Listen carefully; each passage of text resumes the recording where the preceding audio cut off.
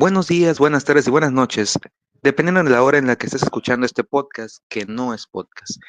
Gracias nuevamente por acompañarnos el día de hoy en otra aventura con otro invitado que nos traerá su perspectiva, sus ideas, al igual que sus opiniones acerca de esta maravillosa obra de Hunter por Hunter. Nuestro invitado del día de hoy es Tavo Raven. Muchas gracias por estar aquí el día de hoy. Preséntate ante el público, por favor. Muchísimas gracias por la invitación. Aquí Tavo Raven desde Colombia. Un saludo muy fuerte para todos y pues muy emocionado de compartir este momento para hablar de pues uno de mis animes favoritos como lo es Hunter x Hunter y creo que de ladito vamos a hablar mucho de Yu Yu Hakusho. Entonces espero que dejen mucho su like en este canal, que apoyen estas iniciativas y nada, bienvenidos a este podcast que no es podcast de Hunter x Hunter. Muchas gracias, muchas gracias. Y hablando de Hunter en este caso, ¿cómo fue que llegó a ti Hunter por Hunter? ¿Cómo fue la primera vez? ¿Cómo fue ese primer acercamiento con esta obra de Togashi? ¿Podrás contarnos un poco de eso? Claro que sí, pues como todos, bueno, no como todos, pero muchos de nosotros en nuestra juventud tuvimos un canal que fue aquella referencia donde vimos demasiados animes y se llamaba Locomotion. Estoy hablando de los años 90, principios de los 2000 más o menos, donde era el único canal que te mostraba a ti anime, era algo diferente y era Cartoon Network también era como otro de los que daba mucho anime en ese entonces. Em, pero entonces en Locomotion era donde daban lo raro, lo diferente, se sentía como una obra más madura y eso llamaba mucho mi atención. Y Hunter x Hunter estaba en la franja de Locomotion y la versión del 99, por supuesto. Y me enganché con la serie, me enganché con los personajes y sobre todo con la historia que me parecía muy entretenida, pues la idea de sobrevivir a un mundo donde hay cosas desconocidas y la idea de los cazadores y de todo lo enigmático que hay detrás de este concepto me llamó mucho la atención en ese entonces. Interesante. Verás, yo a las personas que he entrevistado, en este caso, siempre me han dicho que han visto Hunter. Su primer acercamiento fue en estos canales. El mío, en este caso, fue gracias a Facebook que te podían a veces los capítulos con velocidad, con más velocidad y ya tú los podías ver. Y me acuerdo que la primera vez lo que vi fue la pelea de los Soldics, que para mí fue muy interesante y eso me atrajo de Hunter.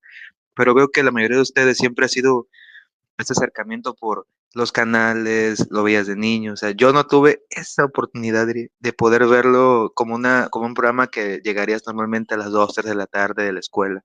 Que hubiera sido interesante, ya que muchos dicen que la perspectiva de niño es diferente a la de adulto, obviamente, como que cambian ciertos matices.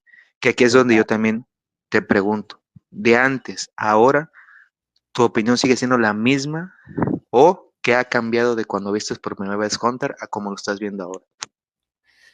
Han cambiado bastantes cosas y creo que hasta el día de hoy sigo encontrando en Hunter x Hunter cosas que no sabía y que me fascinan prácticamente. Y me refiero a que de pronto de niño era más interesante para mí las historias cortas o como las peleas, eso era lo que buscaba, pero pues en este momento de mi vida y después de todo lo que he estudiado, como que me he fijado en otras cosas más allá del simple hecho básico que es un anime, es algo de entretención. Y me he centrado mucho pues en analizar personajes, en analizar la historia, analizar la escritura de Togashi, un poco de pronto tratar de teorizar, esas cosas me gustan mucho y me parece pues una historia demasiado completa, una historia demasiado única en cuanto a animes, aunque muchos se han acercado, creo que Hunter x Hunter mantiene esa esencia desde el primer arco y creo que por ejemplo ahorita en el continente oscuro se sigue sintiendo esa misma sensación del primer arco y es esa aventura a un mundo desconocido. Eso era lo que era Hunter x Hunter en mi niñez. los primeros capítulos era eso, era un mundo desconocido, sobrevivir, las pruebas del cazador eran interesantes, raras, los huevos, coger a los marranos, cocinarlos, o sea, y de niño era entretenido, pero no sabía lo que después, todo lo que se estaba construyendo detrás, el NEM, toda esta cuestión de los cazadores, los tipos de cazadores, los buenos, los malos, los villanos legendarios, y cómo los personajes se transforman conforme lo que viven. Y me ha atrapado toda la vida y lo mejor es que he vivido como, por decirlo así, esa edad de oro en los 90 y también viví la edad de oro del 2011 porque también lo vi en emisión y fue wow, fue increíble. Y para ese entonces nunca había acudido al manga. Siempre todo era audiovisual y soy un ser completamente audiovisual. Entonces, realmente me voló la cabeza y me sigue volando la cabeza Hunter x Hunter y lo considero una de las grandes historias que se han escrito en todos los tiempos. Esas son, dijiste muchas cosas interesantes que me gustaría ir desglosando poco a poco. Y una muy interesante que son, que yo le llamo los matices que tiene esta obra. Como tú lo dijiste, en un momento te muestran que es un niño que quiere encontrar a su padre, del cual no sabía nada, y en un momento dado conoce a otras personas con otros diferentes propósitos y lo acompañan a través de su aventura. Y como tú lo dijiste, en un momento tú piensas que va a ser eso. No te imaginabas que iban a haber asesinos, monstruos, ese tipo de gente que estaría dispuesta a hacer lo que sea. Un contrato que te llevaría a tener el poder que necesitas, pero ¿a qué costo? Y es aquí donde yo te podría poner como primer ejemplo, que me gusta mucho poner, que es a Kurapika. ¿Tú crees que Kurapika, de no haber conocido a Gon, Leorio, Killua, hubiera podido alcanzar el donde está hoy o simplemente hubiera caído en el primer enfrentamiento contra la araña? Es una excelente pregunta, la verdad nunca me lo había supuesto. Esto es como lo tratan de pronto en Marvel, un what if, ¿qué pasaría si? Entonces, ¿qué pasaría si nunca se encontraran con Gon y podría llegar a completar su objetivo? Seguramente sí, porque las formas de pronto de llegar a los exámenes del cazador, pues pasaban varias veces y creo que tiene todas las capacidades mentales estratégicas de pasarlo completamente solo y tenía esa actitud al principio de hacerlo todo solo. Creo que sí, aprendería Nen, igual lo hizo solo, el Nen lo aprendió, ahí ya no estaba God ni nada, y lo hizo a su manera, ¿no? Creo que siempre aceleró las cosas y como que tenía una actitud muy arrogante en ese entonces. Entonces, yo creo que para mí el cambio significativo de Kurapika fue realmente pues ya en el arco de las arañas, cuando realmente vio un peligro para ya la gente que quería, porque ya para ese punto de la historia ya se sentía que se querían.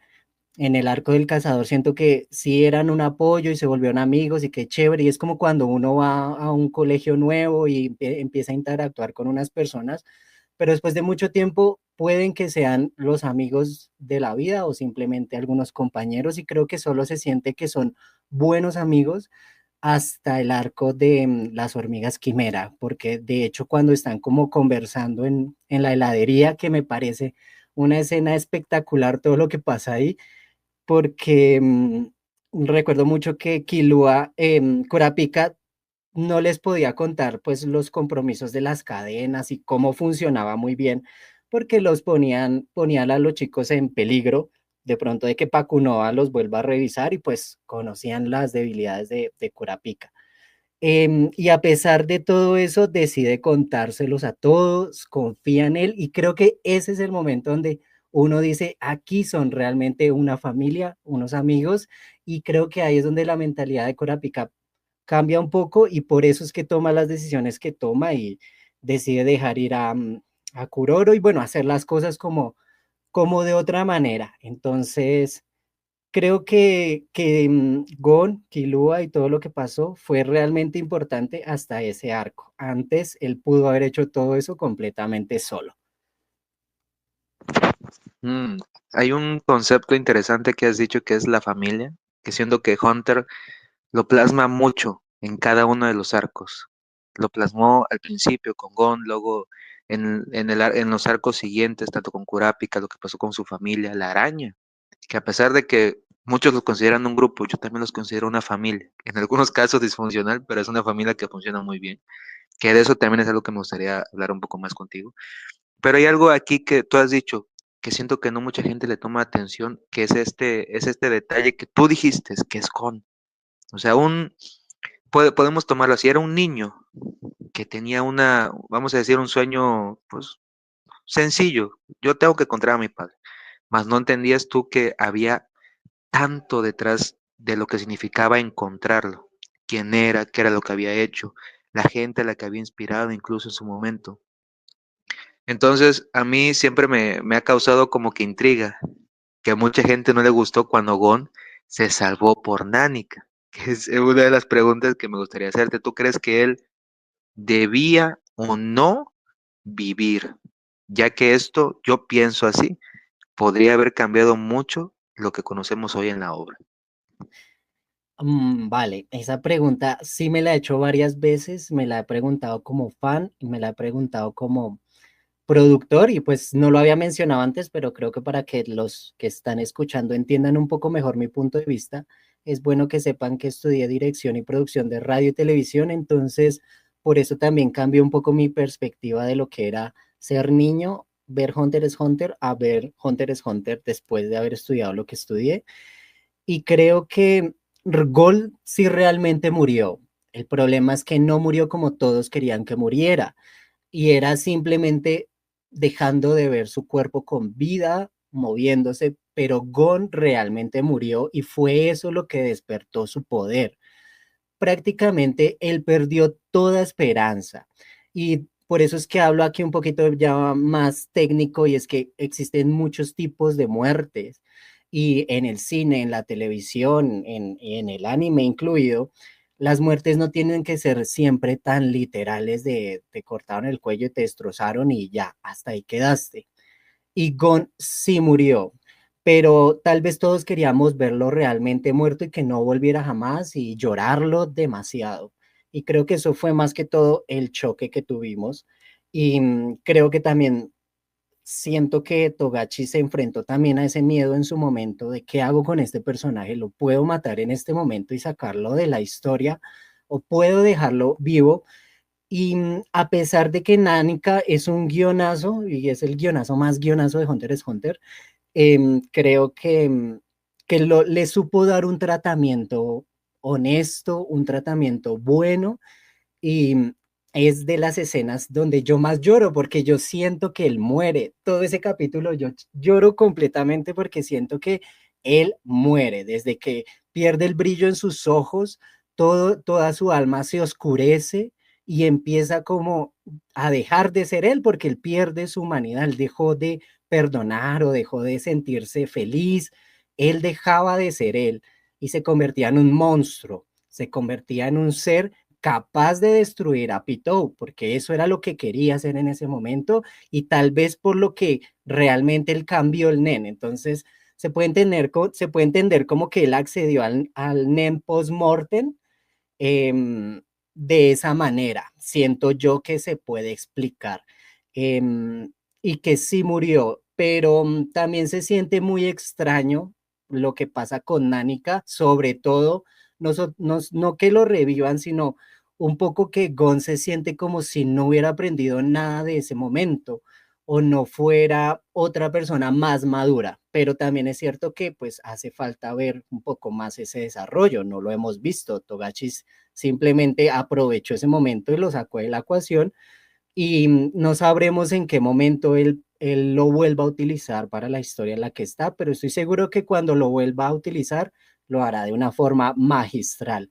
Pero lo dejó ahí y seguramente le dio un arco de pronto ya de más madurez, como el que está teniendo actualmente pues Kurapika, que se siente ya un personaje muchísimo más maduro que Gon, a pesar de que Gon pasó por todo lo de las hormigas quimera. Y es un poquito como el choque que siento, pero sí murió, para mí sí murió y murió pues cumpliendo su misión al fin y al cabo. Es una perspectiva muy interesante, gracias por compartirla. Para mí o sea, es un antes y un después lo que él hizo en ese momento, porque, o sea, hay tantas emociones, tanto detrás, tanto que pudo, no pudo haber pasado. Y yo me lo cuestionaba muchas veces cuando llegó ese momento en el que Kaito se enfrentó a Pitou. Yo me quedé, ¿qué pueden hacer? ¿Cómo pueden detenerla? ¿De qué manera pueden escapar? O sea, el momento era crítico y él realmente no lo pensó mucho. Él sabía que Aryusa eran unos niños que no iban a poder sobrevivir, que necesitaban vivir para pelear otro día. Eso era claro. Pero es cierto, o sea, para mí, siento que ahí sí, como tú dijiste, debe haber muerto, debe haber tenido ese proceso más adecuado. Es como mucha gente lo dice. Quizás Nanika lo hubiera dicho a Killua, ¿sabes qué? No lo puedo salvar. O sea, así de sencillo. Mi poder no llega a ser tan grande para poder salvarlo de lo que él se hizo. Pero lo que sí puedo yo hacer es quitarle ese dolor, llevándolos, acabando con su vida. Para mí eso hubiera sido mejor que revivirlo y decir que literalmente no le pasó nada, que no sé si en algún momento lo pensaste, pero él no paga las consecuencias de sus actos prácticamente. Ujú. Sí, no, en su momento, digamos, tengo el privilegio como te lo decía, de estar viendo el anime del 2011 en emisión. Entonces, para mí era un capítulo, espérese una semana entera hasta ver el otro capítulo, y tenía una semana para dimensionar esas cosas. Entre lo que recuerdo mucho, yo sí quería que Gon muriera, como todos, porque se sentía que el personaje no iba a dar la talla y que si la daba era un power-up demasiado absurdo. Y ahí sacó el power-up absurdo y no murió, entonces se siente que la historia le dio ese beneficio, pero que tampoco ha sido que solo se lo ha dado en ese momento. La historia se lo ha dado en muchos momentos a Gon de salvar su propia vida porque él se pone en peligro a sí mismo, eh, sin pensarlo muy bien, es muy cabeza hueca. Entonces, realmente que hace hasta justicia a su personaje, o sea, es como ese amigo que uno dice tiene suerte en todo y gana todo y tiene, ese es Gon, ¿sí? Y pues tuvo la suerte de sobrevivir gracias al dios Togashi, pero, pero también me alegra que en este momento de la historia, esté lejos, esté allá haciendo sus cosas y no me importa, en ese momento no me importa, yo quiero ver otras cosas y creo que Gon, pues nada, creo que este es un tema demasiado polémico y habrán siempre los que lo denuncien de mala manera y los que, como yo, pues prácticamente siento que estuvo bien tratado el personaje, así como lo hizo Tagashi, así no lo hubiera matado como yo hubiera querido en su momento. Ok, ok, sí, en eso tienes razón. Mucha gente no le gustan las opiniones cuando se habla de ese tema, pero pues debemos de entender que son opiniones y la gente debe de respetarlas. Pero aquí es donde yo también te pongo en perspectiva a este otro personaje que era Killua. Ahorita sabemos que está de viaje con Nánica, sabemos que anda con una arma de destrucción masiva que en cualquier momento puede acabar con la humanidad. Y su familia no es quien para poder detenerlo o hacer algo. ¿Tú cuál crees que sea el destino de Killua en Hunter? ¿Qué le espera a él en esta gran historia de Togashi? ¿Lo volveremos a ver? Este es el personaje que considero más raro de saber su futuro, porque sí, está al lado de Nánica y realmente no sabemos qué va a pasar, pero si lo pensamos un poco, su camino puede terminar en el continente oscuro, pues está al lado de Nánica que se supone que es una calamidad. Entonces, pues, su destino, sea que haya ido por el barco o no, puede resultar en el continente oscuro. Que él quiera saber realmente, conocer un poco más de Nánica, su pasado, o realmente qué es, y pues poco a poco con un deseo de ella, y pues adiós, nos vemos en el continente oscuro de un capítulo para otro. Podría ser muy fácil de esa manera, pero hasta lo que yo recuerdo, em, él no tenía un propósito claro en su vida hasta que vio que Gon sí lo tenía y cuando salvó a su hermana, ese es su propósito, protegerla. Entonces también podemos suponer que en el mundo conocido, si no llega nunca al continente oscuro, podría llegar a sufrir algunos ataques de secuestro contra Nánica o algunas personas malas que quieran atacarlos. De pronto hasta puede seguir estando perseguido por otros personajes de la familia Soldic. Quién sabe, o sea, ellos mismos, por más de que son sus familias, pero uno nunca sabe, todo puede pasar o pueden aparecer nuevos grupos de asesinos, cosas así que quieran hacer.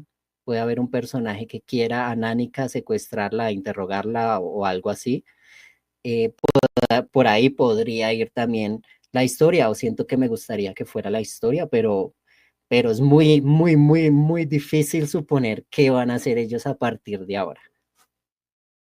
Mm, puede que uno de los caminos que llegue a tomar Killua lo vuelva a juntar con Gon y que ambos vuelvan a estar nuevamente juntos en una aventura. Es una probabilidad que se puede llegar a ver o que realmente sus caminos no van a volver a entrelazarse de nuevo. Es que yo sí me pregunto cómo, por ejemplo, por qué no, o sea, se supone que Killua ya se salta todas las reglas de Nánica, pues porque sí, pues porque él no le devuelve el nen a Gon, si tiene tanto poder, bueno, supongamos que no tiene tanto poder como para eso. Pero tal vez sí podría existir esa posibilidad de que Gon se reúna con ellos, con Killua, de hecho sería hasta bonito, sería muy bonito. De hecho, recuerdo que en el arco de Grid Island me gustaba mucho ver a Biscuit, que parecía una niña y se comportaba como una niña y todo esto. Y ese arco me pareció pues interesante por el aspecto a que hay una mujer fuerte. Igual que los personajes, no es la típica damisela antes que hay que proteger ni nada, sino fuerte. Y creo que de pronto esta vez con Aluka y Nánica, pues se puede ser interesante como ese trío teniendo aventuras por ahí. Sería chévere, me gustaría. Que sí, también estoy de acuerdo. Yo entiendo que mucha gente como que no quiera centrarse ya en ellos, sino en Leorio y en Kurapika, en lo que está pasando actualmente, en las aventuras que nos esperan. Pero pues son los personajes que en su momento causaron tantas emociones en nosotros y además pues eran los protagonistas. Que eso es otra de las cosas que me gustaba mucho, que a pesar de ser niños, en muchos aspectos pensaban o actuaban a manera de que hubiera un beneficio. Bueno, en este caso más que Lu, Gon era más emocional, ahí debo de decirlo. Era una persona, como tú le dices, un cabeza hueca que se iba a dejar por las emociones. Creo que uno de los mejores ejemplos es cuando se enfrentó al bombardero. En vez de seguir el plan, quiso probar su fuerza. Y eso le Sí. pudo haber costado la vida. Eh, Sí, total. Entonces, sí, yo veía esos capítulos del bombardero y yo decía, pero espérate, Gol, si lo piensas un segundo, lo puedes hacer de otra manera sin perder una mano. ¿Por qué tenías que hacerlo tan así? ¿Por qué? Pero era divertido, o sea, es que eso es lo bonito de Gon, ¿no? Y creo que por eso se justifica tanto también lo que pasó con, con, con, con Pitou y todo esto que no lo pensó, simplemente se dejó llevar por sus emociones, pero esta vez sus emociones no eran bonitas, eran las más oscuras e incluían su muerte. Pero sí, así es él. Me gusta porque son personajes consistentes a través de todos los capítulos y sus arcos. Así es, en eso estamos muy de acuerdo. Y esperamos que Togashi a futuro nos pueda mostrar un poco más de lo que estos dos personajes aún tienen que dar. Que por cierto, esa es otra de las cosas. Sabemos que un arco o un lugar el cual hemos esperado por muchos años y que nos mostró Jin de una manera pero tan impresionante, tanto en el manga como en el anime, es esta tierra inhóspita conocida como el continente oscuro. Yo te debo de preguntar a ti dos cosas antes de adentrarnos más en él, que sería, ¿qué pasó por tu mente cuando llegó ese momento de que te contaran que había un mundo más allá del conocido? Y lo segundo es, ¿llegaremos al continente oscuro? Pues lo primero que sentí creo que es lo que sentimos todos, emoción porque se sentía algo increíblemente diferente. creo que ese es el toque de Hunter x Hunter que ha tenido en todos sus arcos y es que tiene ese toque de desconocido, de que no sabemos realmente qué va a pasar acá, podemos suponerlo todo, pero no sabemos qué va a pasar y eso era el continente oscuro, porque se suponía que ya lo habíamos visto todo y tiene lógica, realmente si lo pensamos tiene lógica porque ya el sistema de poder se estaba rompiendo para un mundo tan pequeño, es decir, ya los personajes eran muy fuertes para dominar las bestias y el mundo en sí, entonces el contexto de cazador de bestias y muchos de estos términos empezaban a perder valor. Pero cuando Togashi dijo, no, es que mira, el mundo conocido está en el centro de un lago nada más, ¿ok? De un continente que es mil veces, millones de veces más gigantes, con bestias extrañas, desconocido, con solo un porcentaje muy pequeño explorado, con muchas calamidades traídas, con muchos muertos. Pues, o sea, quiero más, Togashi, dame más, dame más. Y creo que eso es lo que más choca. Todos queremos llegar allá rápido, pero el viaje está siendo demasiado entretenido. ¿Llegaremos? Supongo que sí, yo creo que logramos llegar, pero lo que veo más difícil será qué tanto vamos a explorar del mismo continente oscuro, qué tanto vamos a conocer, porque creo que ahí es donde se puede demorar muchísimo más, pero tal vez de llegar y pisar al continente oscuro, seguramente sí. Ok, ok. Yo siempre tengo como que muchas dudas, porque a mí me causaba curiosidad el mundo de Hunter, porque como tú mismo lo has dicho, hay criaturas mágicas, hay habilidades que son increíbles, que muchas veces te quedas pensando que el mundo quizá necesitaba una expansión, como que no era suficiente lo que teníamos alrededor para lo que se avecinaba. Y Togashi quizás en algún momento dijo, pues le voy a dar un mundo más allá de lo que imaginas. Y sí, o sea, a mí ese concepto me abruma cada vez que lo pienso. Es una isla dentro de un lago, dentro de un mundo gigante. Y cada vez que lo veo así, yo me quedo pensando cómo debe de ser el verdadero mar que tiene ese planeta, cómo deben de ser las criaturas que habitan en ese mar, que es también otra de las cosas que quizás no hemos visto y pues quizás no veremos por ahora, pero también es otra cosa que me gusta preguntar, sí, que poniendo en cuenta ahora lo que estamos viendo. ¿Quiénes tú crees que deban sobrevivir a la expedición que se está haciendo a estas tierras inhóspitas? Tanto contando como al Zodíaco, son los que fueron puestos por el mismo Nétero, el cual viajó dos veces al continente oscuro, o será su hijo y sus aventureros los que deban de traer los tesoros y la gran gloria al mundo conocido. Uf, pues creo que principalmente los personajes que van a llegar allá por mérito y por poder va a ser Beyond, va a ser Jing y significativamente supongo que Pariston. De ahí para allá podríamos empezar a ver bajas, digo yo, y creo que pues la araña entre que siento que todos sus integrantes, si no muere ninguno en el barco, podrían llegar perfectamente y adentrarse en el continente oscuro. Sería interesante, de hecho, verlos allá. Algo que le hizo un poco más de falta, yo creo que al arco de las hormigas quimeras fue ver un poquito más de las arañas reventando quimeras. Entonces creo que allá también sería interesante verlos en el continente oscuro. Por supuesto, pues me gustaría ver a Kurapika. Allá, por ejemplo, sí me gustaría ver a Gon, allá sí quiero verlo. Aquí en este arco del barco, no, allá sí me gustaría verlo. Me gustaría verlo, por supuesto, con Kurapika y creo que eso le daría ese toque de añoranza de sus primeros arcos en un mundo más grande y más desconocido y más peligroso para todos.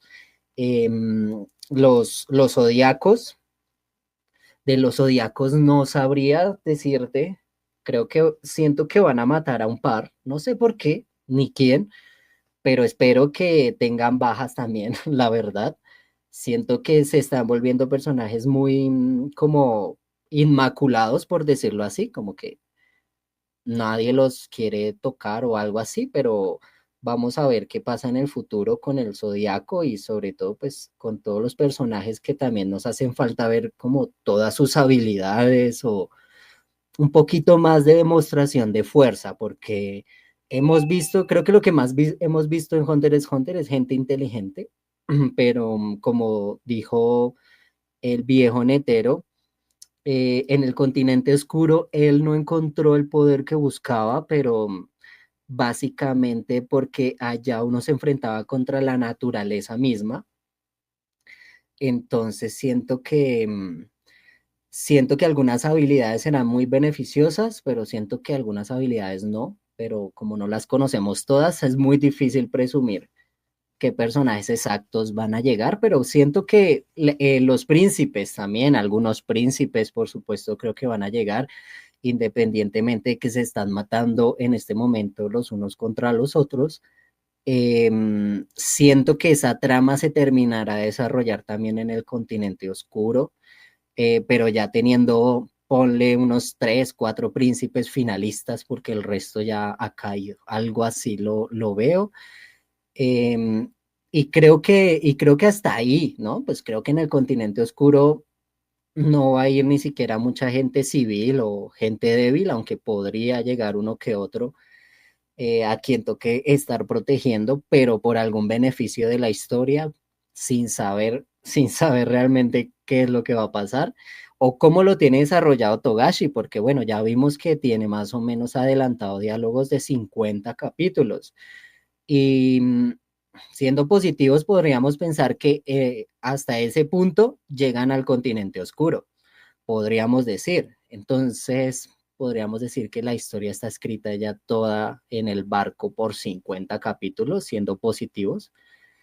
Entonces, no sé realmente qué es lo que pretende Togashi, pero sí me llama mucho la atención. Sé que queremos que trabaje más rápido, más seguido para verlo más rápido, pero todos estos años también me ha dado un poco de paciencia y de entender que Togashi se demora, pero entrega calidad pura, porque tal vez si lo hiciera como sin parar, podríamos ver muchos bajonazos en la historia, contradicciones y cosas así. Entonces, al autor hay que darle el tiempo que requiere para inspiración y para que cuente lo que quiera. Y actualmente lo veo muy comprometido con la historia. El año pasado estuvo fuerte, estuvo muy fuerte escribiendo y pues este año no se ha manifestado todavía.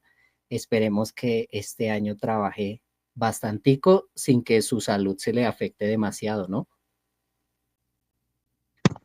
Así es. Y mira, hay dos cosas que admiro mucho de Togashi, más cuando él lo conocí, cuando conocí la obra, conocí lo que él hacía, conocí el de la manera en cómo él la estructuraba, para mí al principio no era posible de entender, porque al principio decía, es una serie, me tengo que entretener, pero la obra no te lo permite, te permite el poder pensar, te permite el poder imaginar, crear, o sea, eso es lo que me gusta de la obra, que no te deja como que un concepto al aire, te deja muchas cosas de las cuales tú puedes crear algo increíble.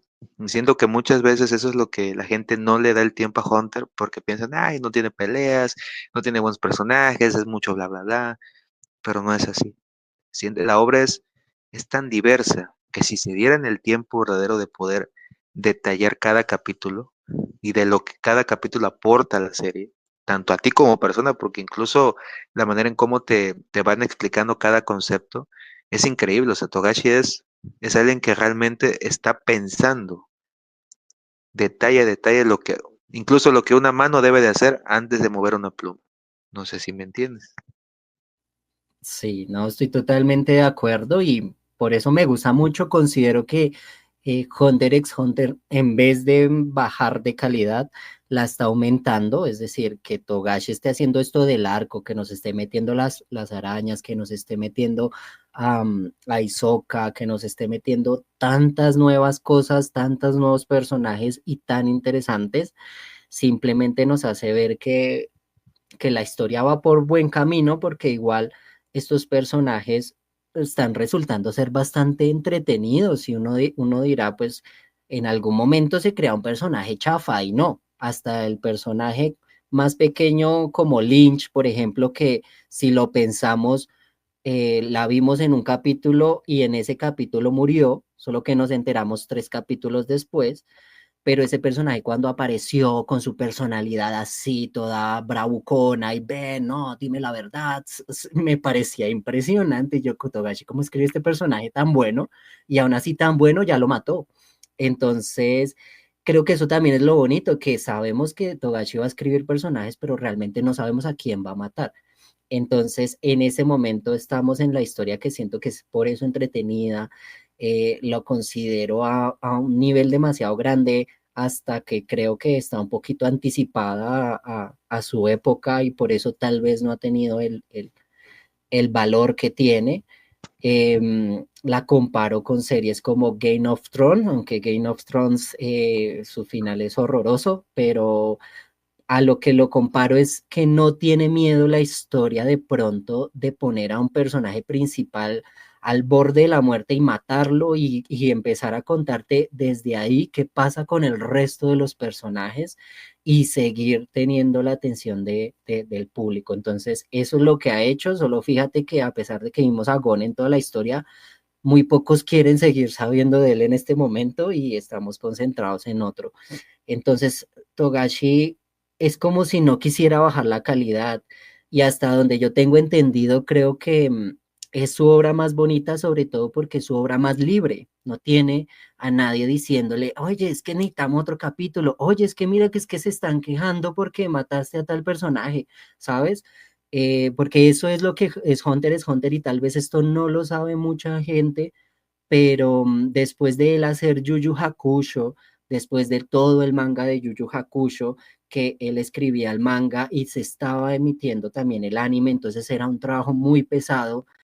Él tenía todas estas presiones que estoy comentando de, oye, necesitamos otro capítulo, por eso hay tanto relleno, porque pues él no daba, entonces entre mientras a ver el qué se inventaba o cómo seguía la historia, aquí te metemos 3, 4 capítulos más de relleno o todo esto.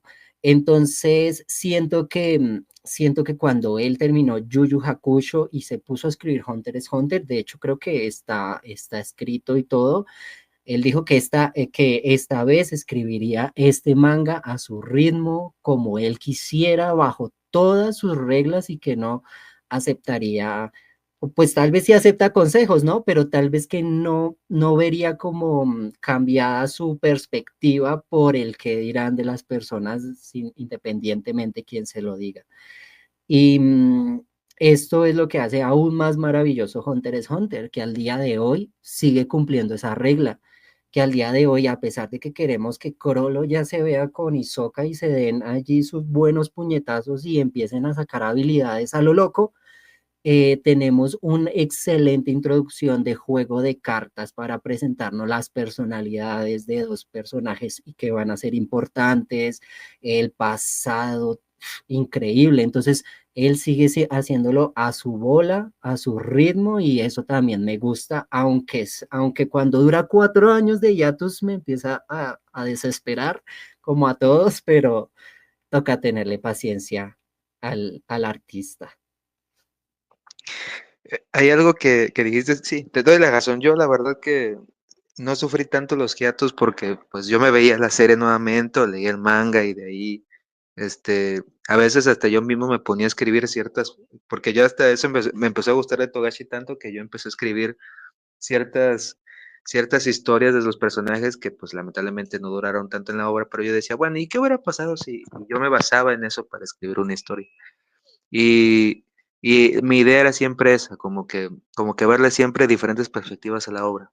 Pero es cierto, y obviamente no vamos a adentrarnos tanto en el tema, pero Yu Yu Hakusho me gusta mucho, pero como tú lo dijiste, siento que se puede sentir la presión en las páginas, en los personajes. Y eso siento que muchas veces, si no fue en ese momento, y quizás si él no hubiera tenido esa presión, quizás la obra hubiera sido más que excelente. Que ahí es donde muchas veces la gente no se da cuenta de eso. Uno piensa, ah, no, el mangaka se la pasa de risa en risa, dibujando y escribiendo y ya nada más. No, realmente hay un gran trabajo detrás. Y mucha gente quizás no tiene ni idea Uno quizás hasta se lo puede poner en perspectiva de, ay, ¿qué le puede costar imaginar que este personaje avanza al lado izquierdo y no al derecho?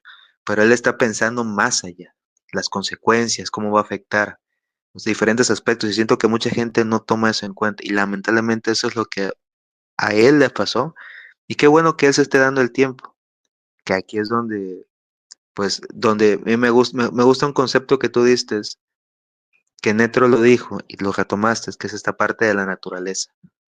Esa pelea contra la naturaleza no es algo que se ve en otras obras. Siempre te muestran el enemigo poderoso que vino del cielo, de quién sabe de qué lado, pero ya tú tienes una idea genuina de dónde vino, pero del continente oscuro no tenemos nada. Y es este enemigo que vino de allá, una pequeña prueba de lo que nos espera son las hormigas quimera. Tú que cuando ves por primera vez este arco, un arco diferente, un arco donde la muerte estaba capítulo tras capítulo, ¿qué pensabas o cuál pensabas que iba a ser el destino de nuestros protagonistas, al igual de otros personajes que fueron apareciendo? Bueno, voy a mencionar varias cosas antes para entrar en perspectiva, y es que lo menciono porque cuando entramos al arco de las hormigas en el 2011, pues yo lo veía semana tras semana, entonces para mí era un poquito lento adelantarme y sabía, siempre supe que había muchas personas que ya habían leído el manga y me mantuve completamente a raya porque evito espolearme en esos momentos. Entonces, primero quiero acotar que, por ejemplo, para mí en ese momento fue muy acertado que apareciera Kaito, por ejemplo, a pesar de que sé que en el manga y en la versión del 99, Kaito aparece desde el capítulo 1.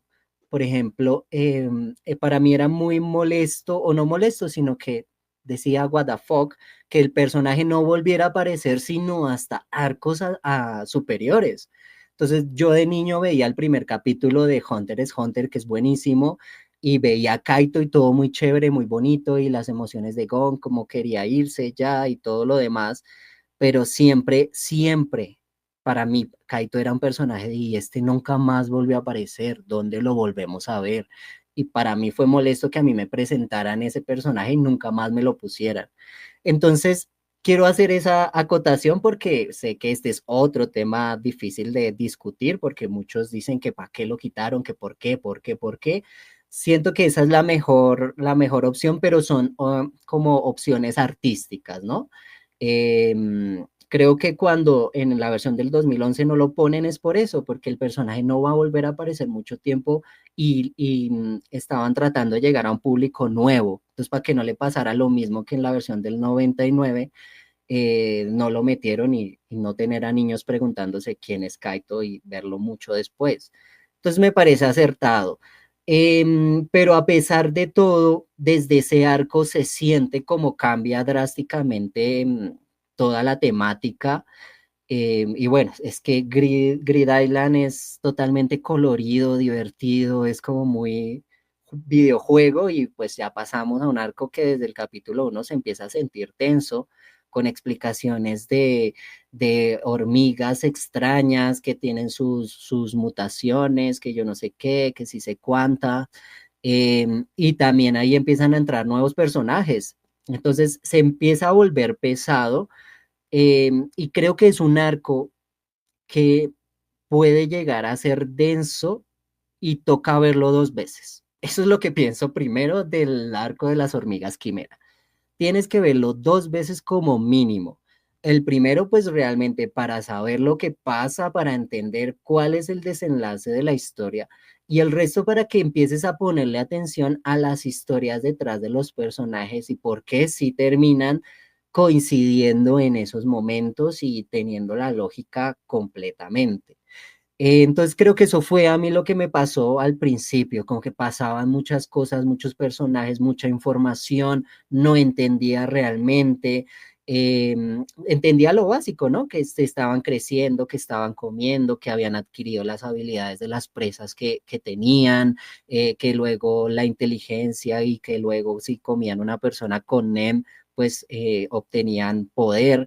Todo eso básico lo entendía, pero es que de fondo hay muchas cosas, porque habían capítulos donde el panda recordaba exactamente su pasado y se volvía denso por eso, porque pues, hey, acabo de conocer al panda, que ahora me dicen que es un ser humano y ahora me van a mostrar qué tipo de ser humano era.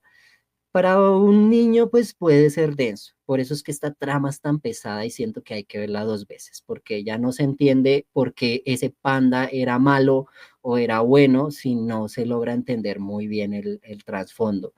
Jairo, por ejemplo, es un personaje de este arco que también me dejó muy confundido.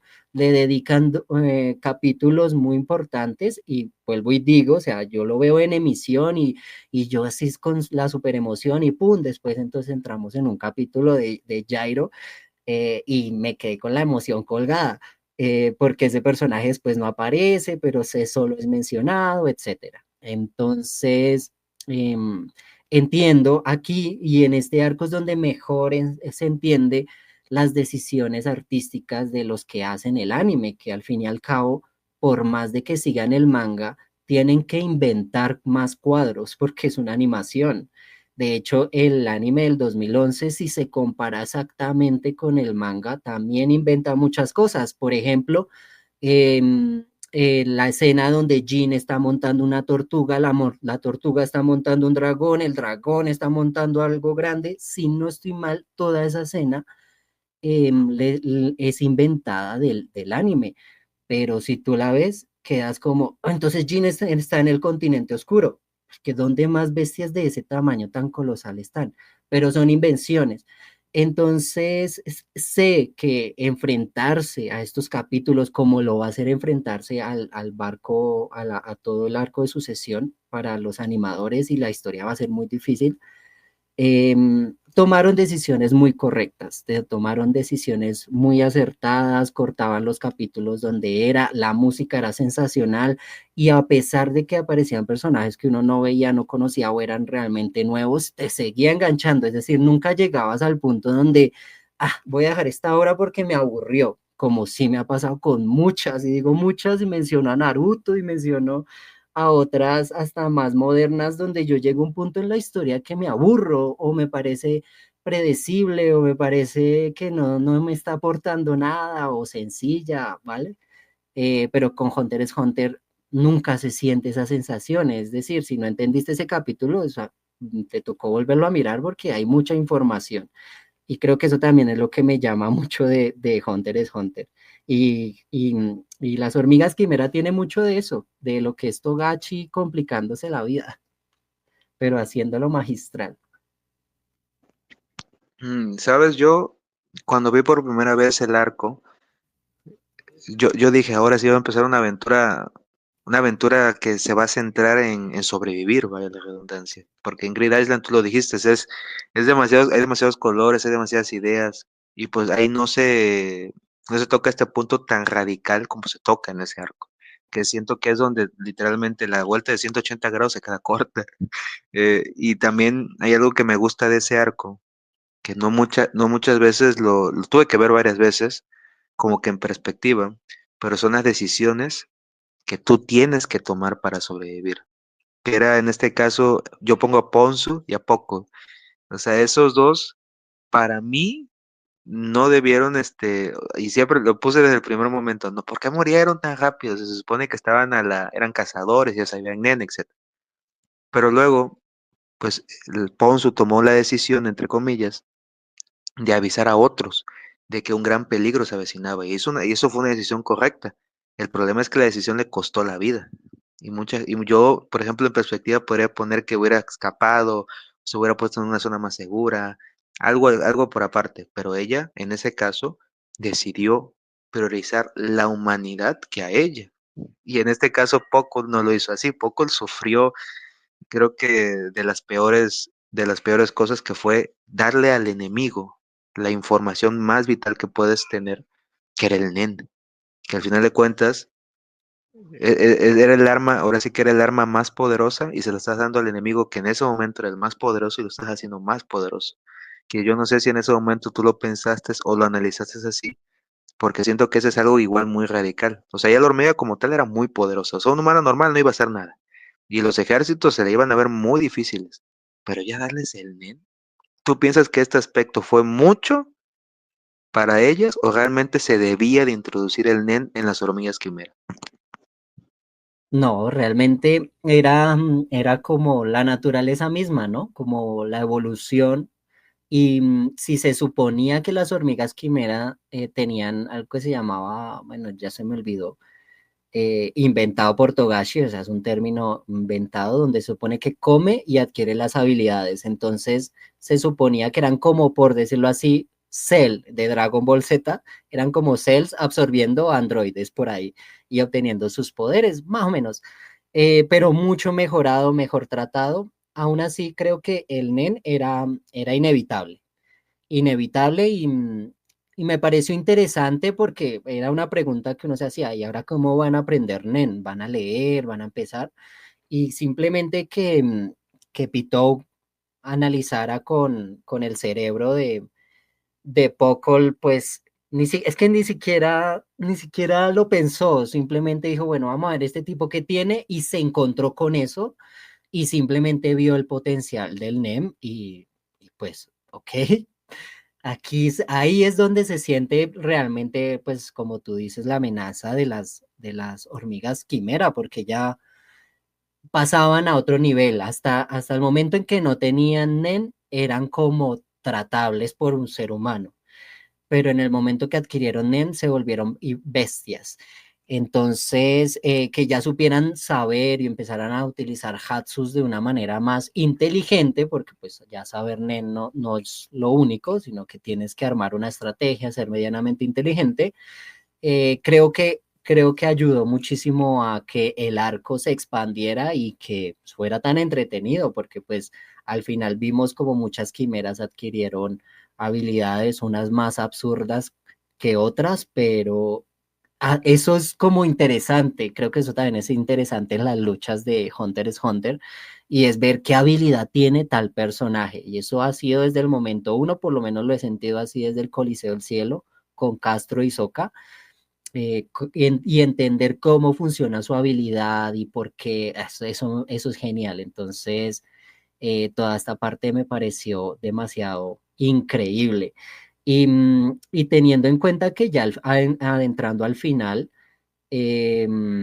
con un Meruem super mega hiper poderoso y peleando con un Netero en su 110.000%, fue demasiado épico y sobre todo pues uno de los como finales o tratamientos de arcos finales mejor escritos en toda la historia del manga anime y a pesar de que se siente pesado por el narrador, creo que pocos entienden que el narrador está ahí es porque muchas cosas pasaban al mismo tiempo. Entonces, si no se está diciendo qué está haciendo de esta manera, como que está sucediendo todo al mismo tiempo, se siente lento, ¿no? Porque en un minuto pasan cuatro o cinco cosas al mismo tiempo, pero la estamos viendo en seis, siete capítulos. Entonces se siente que la historia no avanza, pero era muy interesante ver ese tratamiento que no lo tienen otros animes. Realmente tú vas a cualquier anime y puedo irme de pronto a Attack on Titans con uno de los tratamientos finales también muy diferentes, muy bien logrados. Full Metal Alchemist también el final no me pareció muy predecible ni mucho menos y me pareció bien tratado, pero muy pocos logran como cierto detalle y cierto magistralidad, por decirlo así. Y Hunter x Hunter en este arco, esa es su mejor hasta el momento, eh, pero, pero no sé qué va a pasar con el arco de sucesión, que también lo siento como un hormigas quimera en este momento. Conocemos pasados, conocemos vidas, conocemos alianzas, conocemos una cosa, la otra, y cuando eso se desenvuelva, vamos a estar demasiado hypeados y emocionados. Pues la verdad que sí, mira, yo tengo muchas expectativas en este arco actual. Hay muchos personajes, muchos destinos, muchos personajes que tienen ideas, motivos, y en este caso van a hacer lo que sea para lograrlo. Y creo que un ejemplo muy claro es Morena, lo que quiere lograr, qué quiere hacer, cómo lo quiere hacer. Se está rodeando de gente y de personas poderosas para lograr lo que no están para nada temerosos a lo que vaya a pasar. Y yo siempre me atrevo a decir que de que va a ser un caos, que va a poner quizás el barco boca arriba, sí. Lo que no quiero yo es que al final el que tú menos esperas, puede ser, que yo no digo que no, pero el que tú menos esperas resuelva todo el asunto de una manera más diplomática, porque no es algo que yo tenga en mente para ese arco, pero bueno, eso es como la opinión al aire, que esa también es una pregunta que a mí me gustaría hacerte a ti, que es tú quién crees o quién debería, en el dado caso, debería de ganar la guerra de sucesión. ¿Qué príncipe tú ves no más apto para el cargo? Porque siento que ninguno es como que, o sea, siempre, así en palabras decían, ninguno debería ser rey. Pero ¿quién sí tú le ves la oportunidad, el chance de decir, ¿sabes qué? Aunque sea, va a ser o va a tratar de hacer algo bueno por la humanidad con el poder que va a tener. Mm, no, pues yo creo que Wobble, porque va a ver que no es tan bonito crecer mientras sus hermanos se matan. Pero hablando, quitando a los niños que no tienen como mucho conocimiento de guerra y yéndonos a los adultos, no sé por qué diría que de pronto hasta Benjamin, por más radical que sea, es el único que lo veo como, ok, si tiene que ganar uno, que sea Benjamin. A pesar de que Halkenburg tiene una personalidad que parece como más dada a la gente, también de más de justicia y todo lo demás, siento que es muy inseguro. Halkenburg es muy, muy inseguro y además su poder se basa en, en traspasar su alma y no sé, es que no sé, no lo veo como realmente un verdadero rey, un verdadero líder.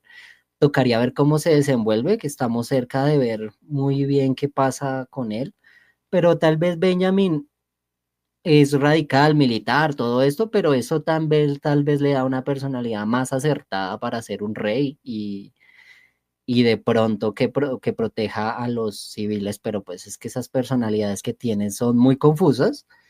Lo cierto es que el único que no debería ser rey, como lo han dicho todo el mundo, es Sir Ridnich. Él simplemente siento que él, no sé, que es tan difícil, pero siento que él, a pesar de todo, va a estar de finalista, ¿no? Pues es el más poderoso. Y va a tener su encuentro con Kurapika, van a tener su encuentro con Kurapika. No sé si Kurapika lo termine matando, no creo que lo haga solo si lo llegue a hacer. Claramente creo que el personaje va por una dirección, por lo que veo, va por una dirección de madurez. Y aunque yo escucho, por ejemplo, muchos fans que dicen que Kurapika debería morir o que Kurapika va a morir después de que recupere sus ojos escarlata, siento que si no lo analizamos desde una perspectiva técnica, sería como si el personaje no hubiera aprendido nada en toda la serie, como si no hubiera pasado por lo que pasó, visto lo que he visto y nada. Creo que realmente su verdadera redención estaría en morir ayudando a alguien, tal vez no reclamando sus ojos escarlata, sino que él al final, pues ya tiene algunos, al final va a aprender a dejar ir y eso le va a permitir evolucionar como personaje. Y si va a morir es por salvarle la vida a alguien, no sé. Por ahí creo que lo veo, por ahí veo ese arco, pero que saber quién va a ser rey, de pronto ninguno, ¿sabe? Creo que tal vez algo pasa y un día todos los príncipes murieron o se fueron sus bestias Nem y ahí cayeron la mayoría y al final el rey no va a ser rey. Pero no creo que eso sí no lo sabremos porque para saberlo realmente desde mi perspectiva, que creo que parte de eso se solucionará en el continente oscuro, pues uf, creo que sí, no, eso no va a tener desenlace. O sea, no vamos a tener un rey coronado. Eso sí es lo único que no vamos a ver. Ujú. Pues mira, yo también no quiero que, es que no deberían, o sea, al final de cuentas siento que los que estén en el barco ballena y se van a dar cuenta quizás ya al final de sus vidas, que lamentablemente no es tan larga, va a ser que los metieron en una trampa para moscas de esas eléctricas, y al final de cuentas todos iban a caer en esa trampa. Tarde o temprano, todos se iban a guiar por esa luz y iban a morir. Y al final de cuentas, hasta el mismo rey va a pasar por eso. Quizás él Mm. de alguna manera piensa eso es una de las cosas que he escuchado, que él es el que va a ganar, un ejemplo, que todos sus hijos van a morir y que él va a ganar. Pero yo siento que no, siento que hasta él mismo va a creer su mentira y vas a morir igual de una manera muy, muy horrorosa, porque en eso se está esforzando Togashi, en decirte de que no vas a morir de la manera más pacífica. Si a una princesa la ahorcaron, perdón, a otra una maldición le cayó. Luego tienes a Halkenburg, que de no haber sido por su habilidad, Nen, o sea, literalmente su cuerpo sufrió una enfermedad, un virus que literalmente no se Mm. ve tan pacífica su muerte. O sea, son maneras muy radicales en la cual acaban con sus vidas. Y es cierto, o sea, Rhaenyra, uf, o sea, ¿qué no podemos decir del príncipe? Poderoso, con ambición, pero con un enemigo que tú mismo has dicho, que si no ha aprendido, no va a poder sobrevivir. Que aquí es donde es como parte ahora sí que viene parte junto con la pregunta. ¿Tú crees que Kurapika va a lograr su objetivo, pero enfocándonos en que va a hacerlo junto con alguien o va a hacerlo solo? En mi caso, creo que esta vez vamos a ver que él va a colaborar como una persona normal con su equipo. Espero, ¿no? Pues ya no lo hizo, como decíamos en el arco de las arañas, actuó muy solo, hizo muchas cosas solo. Entonces, creo que esta vez em, va a lograr hacer equipo. Y si lo miramos desde este momento, ya está entrenando para eso, siendo el guardaespaldas de Wobble y entrenando a los otros guardaespaldas, él ya está entrando más en una mentalidad de cooperación, ¿sí? Y a pesar de que su mente está dividida entre nos quieren matar y qué va a pasar acá, se permite, por ejemplo, con Longi, se permitió aceptar un contrato con ella, vio el beneficio. Entonces creo que todas estas pequeñas decisiones que está tomando lo llevarán a esa evolución de en algún momento se desenvuelven las tramas, él ya no tiene que cuidar ningún bebé, nada, está solo y se encontró con Sereninis, le vio los ojos, la cabeza de Pyro, se le pusieron los ojos escarlatas, se enfurece, pero siento que en el momento él se va a calmar y va a acudir a sus amigos para poder hacer algo de una manera más acertada. Así lo veo yo y así sería interesante verlo. No quiero verlo como un loco, o sea, me daría mal genio, sería como para darle una cachetada, reacciona, Curapica, solo no pudiste, no vas a poder. Y también tener en cuenta pues que sus habilidades, parte de ellas están pues pensadas solo para la araña, entonces yo realmente no sé si uno pueda como quitar una habilidad y poner otra. No sé si él pueda como, ok, ya no tengo sed de venganza y entonces la cadena en mi corazón se desaparece. No sé en qué momento él se salva de ese peligro.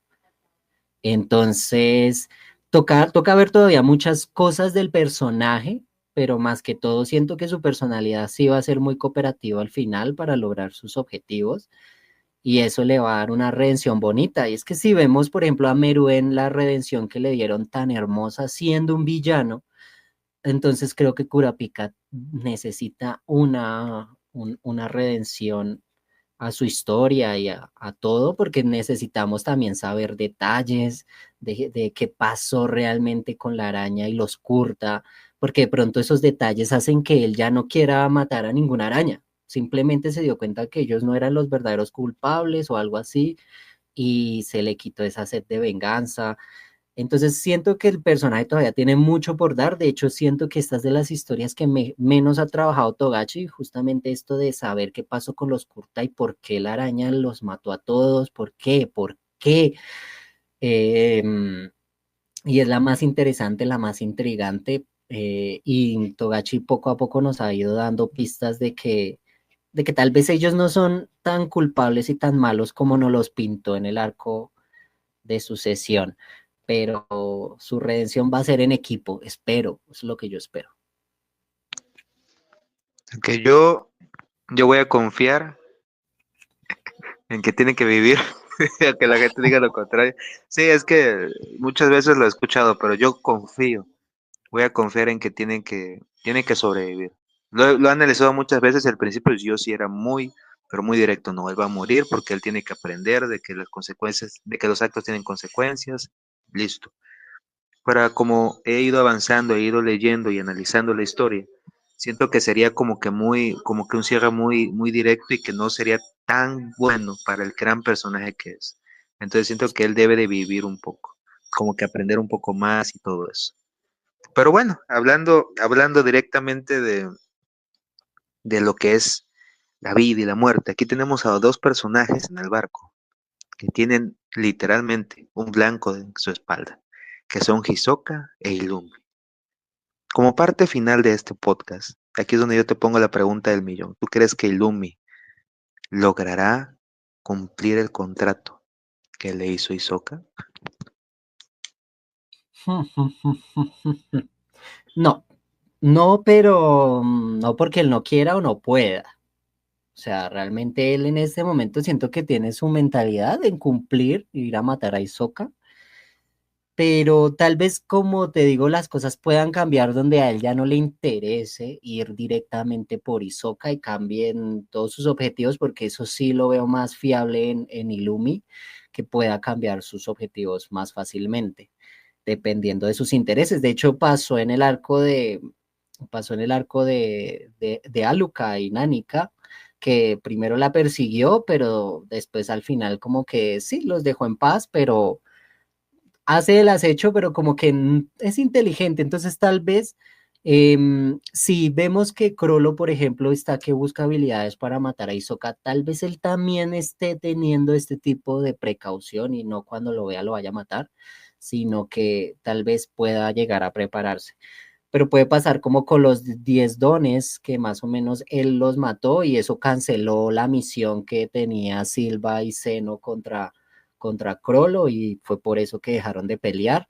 Tal vez veo algo similar, veo algo como que ahora más bien te pago más por no matarme, algo así, o algo así, no sé, por ahí lo veo, pero siento que no, siento que él no va a cumplir. Seguramente se encontrarán, tengan unas conversaciones interesantes, un conflicto, un par de puñetazos, algo así, sí, pero él no va a poder cumplir eso, porque, porque creo que el personaje principal que debería, si acaso muere Hisoka, pues es Crollo, ¿no?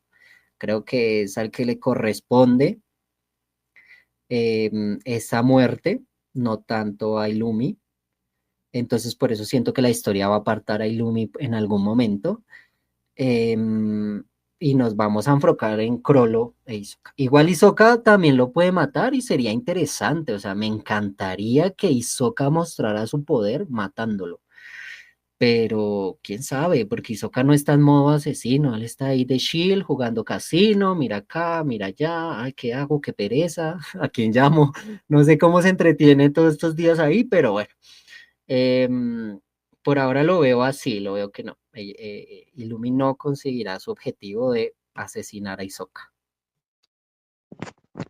Ok, ok, yo llegado el momento, que siento que va a ser un momento muy drástico en la historia. Son varios momentos que van a marcar un antes y un después en Hunter, más por el aspecto de lo que representan esos personajes en la historia. Cuando uno de los tres, o si no, en este caso los tres, si ya fuera como que el evento muy drástico, siento que van a marcar mucho tanto en los personajes que están a su alrededor como en el mismo espectador, porque quizás la manera en cómo se vayan sea la mejor. Pero me voy a centrar en este momento en Kuroro, como tú lo dijiste.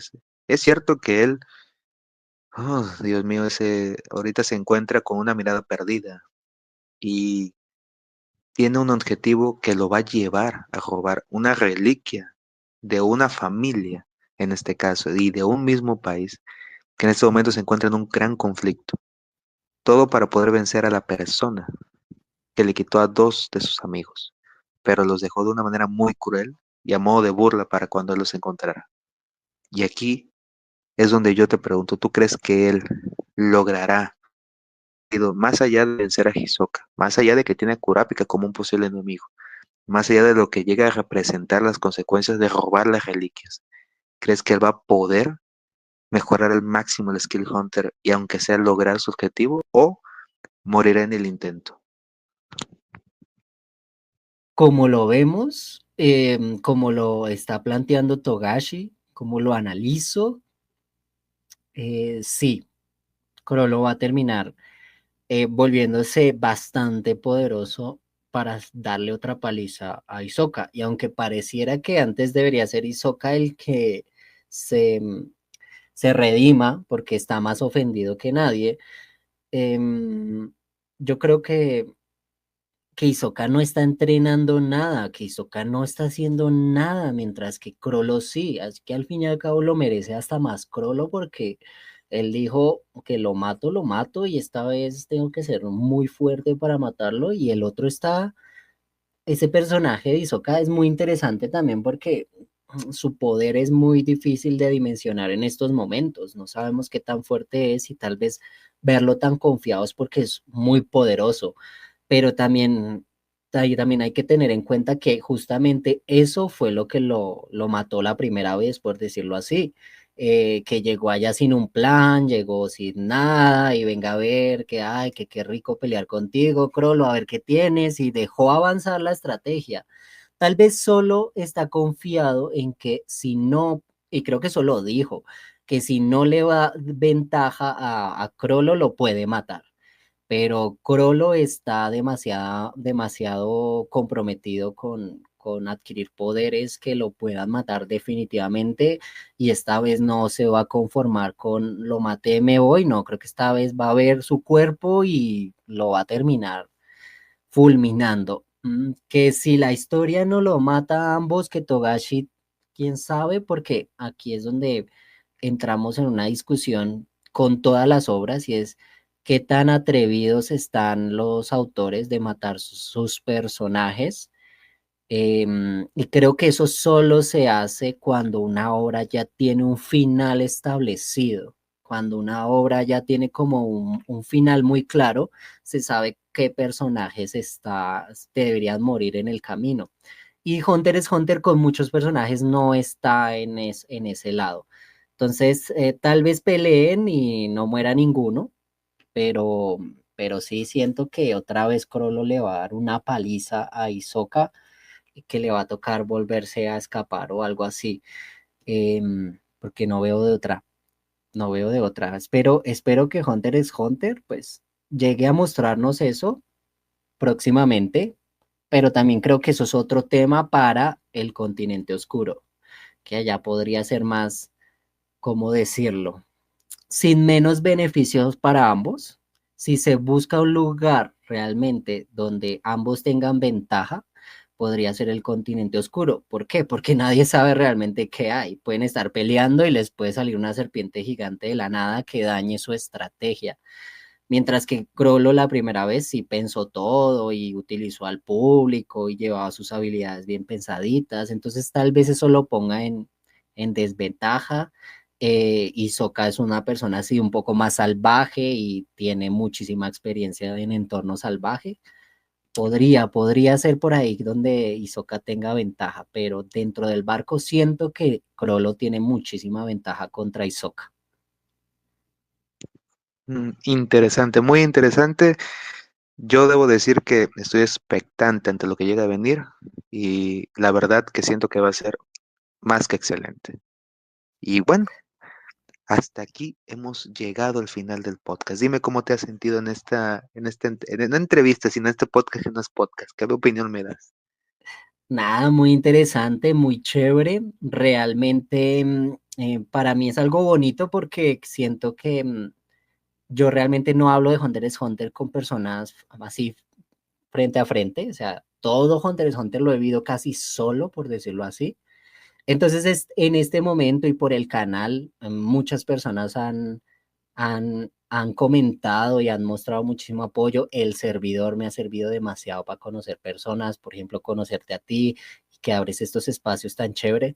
Ha sido maravilloso y ha sido muy bonito compartir con esta comunidad de Hunter x Hunter, con este amor que sentimos y como los podcasts, no podcasts anteriores que vi por ahí en tu canal, que todos deberían ir a ver ahora mismo.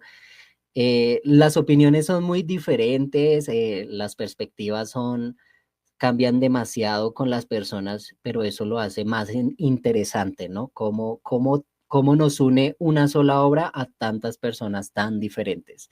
Entonces, pues muchísimas gracias por la invitación y aquí estaré si me invitan más adelante para seguir hablando porque Hunter x Hunter tiene tema para rato. En eso tienes mucha razón.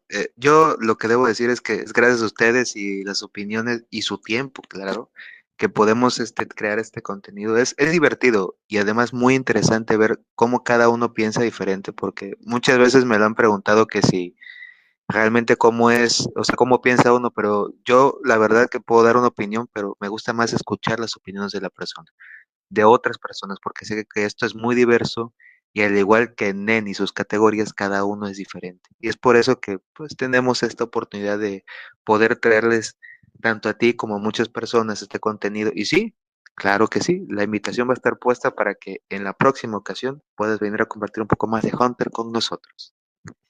Bueno, nada, muchísimas gracias. También espero ver los demás que vienen. También sería interesante una conversación con varios, así, unos tier lists. Bueno, que se suscriban a este canal, por favor, suscríbanse porque se vienen muchas cosas interesantes. Así es, y también por favor vayan al canal de Tower Raven, su contenido es muy bueno y sé que a muchos de ustedes les va a gustar.